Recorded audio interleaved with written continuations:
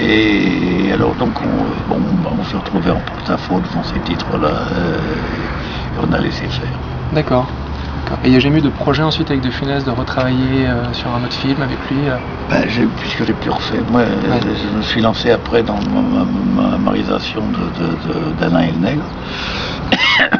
Et puis, comme je vous ai dit, sinon j'aurais bien volontiers retravaillé avec lui. Je ne sais pas, je pense ou j'espère qu'il n'aurait pas été opposé à ce qu'on travaille ensemble, mais j'ai plus refait de film. D'accord. Donc la question ne se posait plus. Et l'image que vous gardez de Funès aujourd'hui, c'est bonne, excellente. Ouais. Excellente. Simplement d'un monsieur, si vous voulez, non pas distant, parce qu'il était très, très, très préoccupé de ce qu'il faisait, etc. Mais qui vivait dans son monde, dans sa famille, qui était intéressé par ce qu'on faisait. Bon, si vous voulez, un metteur en scène, il est quand même pris par plein de choses. En plus, c'était un scénario qu'il fallait retravailler sans cesse parce que je n'aimais pas ce scénario. Donc, si vous voulez, je ne veux pas dire que nos contacts n'existaient pas, mais il ne franchissait pas la borne du professionnalisme. Moi j'ai toujours lu effectivement que De Funès fallait gagner sa confiance vraiment pour discuter avec lui, pour pouvoir que ce soit plus que du professionnalisme justement. Alors, vraiment... C'est-à-dire qu'après j'ai suivi pour cause de sa carrière. Je crois qu'il rêvait d'être metteur en scène. Et je pense qu'il a beaucoup, non pas déprécié, mais qu'il a qu'à chaque fois il se dit j'aurais fait autre chose. Et je pense que vraiment il avait très envie d'être. Mais ça s'est senti par exemple dans Les Gendarmes, son implication au fur et à mesure des Gendarmes qu'a grandi. Il avait. On sentait qu'il.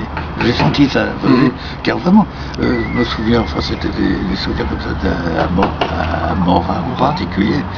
On tournait en extérieur beaucoup à Morin. Et si vous voulez, un des problèmes, c'est évidemment le soleil. Et à chaque fois, il me disait, mais pourquoi tu fais ça comme ça? Je dis, parce que regarde, le soleil il va sortir un peu de temps, etc. Ça m'intéressait de voir un peu l'aspect technique et de... D'accord. Ouais. Et l'adaptation de l'Avare qu'il a faite, vous l'avez vu, non, avec Jean Giraud. Et qu'est-ce que vous en pensez justement de... J'en pense du bien. Mais si vous voulez, je pense pas que ce soit un comédien classique de Funès. Alors, comment vous dire, par exemple, ce qui est récent.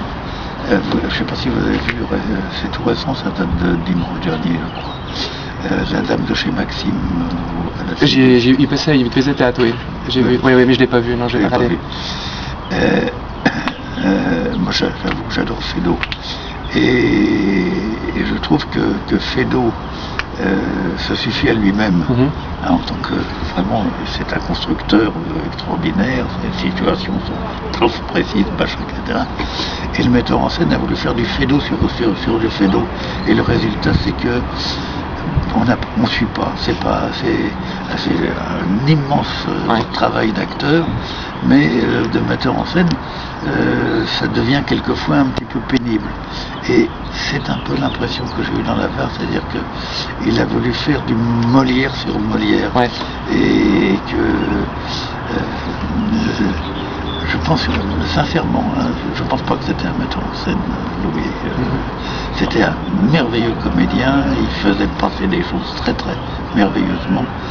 Mais il avait, pour être metteur en scène, il faut être un petit peu plus, à mon avis, à l'écoute des choses qui sont autour et un petit peu plus respectueux aussi des textes qu'on a là.